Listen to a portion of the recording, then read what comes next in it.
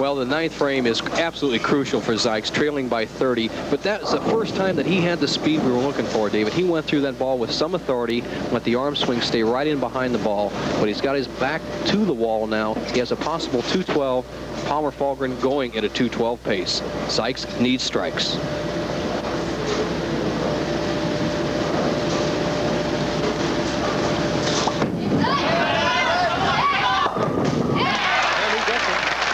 It wasn't pretty, but it got the desired result.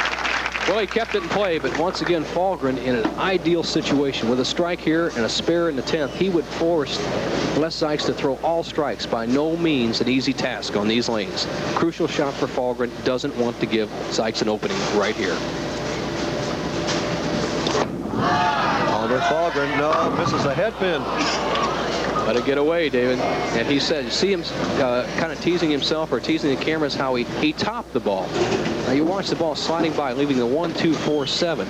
But Palmer, as you notice, came back on the approach, was flipping his hand over. And the pros know when they make a mistake. He got his arm away from his body and topped the ball.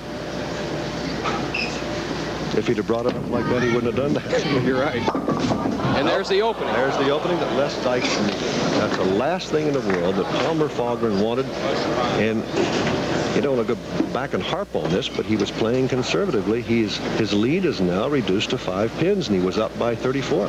David, you're right. No matter what Fallgren does in the 10th, he can't shut out Zikes anymore. Fallgren's going at a 197 pace, Zikes at a 192 pace, but Zikes has the strike working. As we said at the top of the telecast, most of these matches come down to the 10th frame. This is where you earn your bucks on the Pro Tour.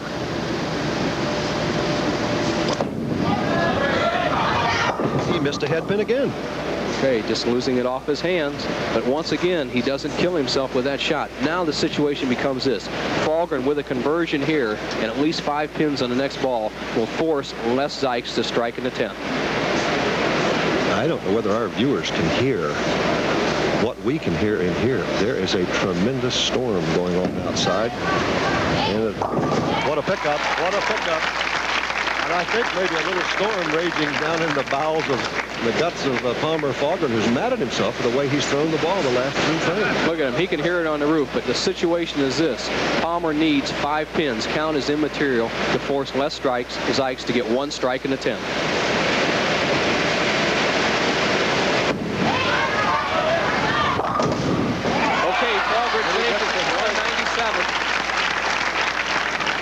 It's really in Les Zikes' hands right now. Totally in Zikes' hands. He needs 1 strike.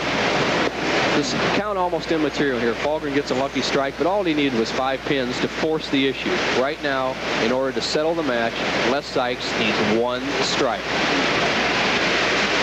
And there's a lot of confusion going on, David. And I don't know if our fans can hear it. There's tremendous storm. You can hear it inside here. Zikes has to shut it all out. Look at him talking to himself. Mental checklist. 1 strike he needs right here.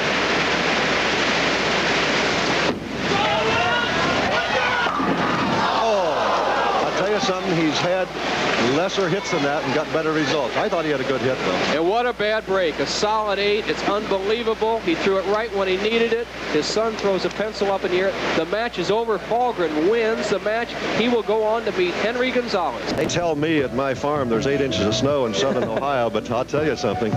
If this were snow, there'd be several feet of it. This is just outside Miami, Florida, just outside our mobile unit here. Just outside Don Carter's Kendall Lanes. Our producer, Ellie Regerson, we may just float away here. He can put all the pressure on Henry Gonzales.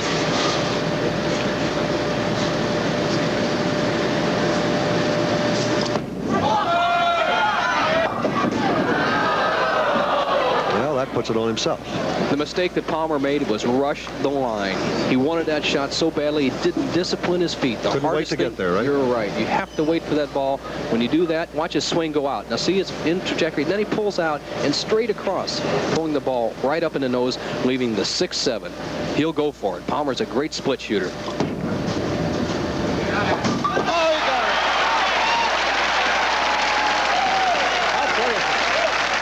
I asked you this morning what can happen today, because every telecast I've done this year, opening with Alameda, we had the 7-10, and we had Joe Hutchinson performing his Hollywood Comedy Store routine. And last week we had the muscle man, Kyle Shedd, almost perfect. That is not surprising when you see one guy pick up the great split like that, and then Gonzales may be pushing it a little bit there and forcing it. David, the 6-7-10 was much easier to make than what Henry just left here, the 4-7-10. When a right-hander is going away from the pins, it makes the split much more difficult. Henry, being a right-hander, will go for the 4-7 and try to slide the 4 into the 10. Tough shot. Needed a tremendous break, didn't get it.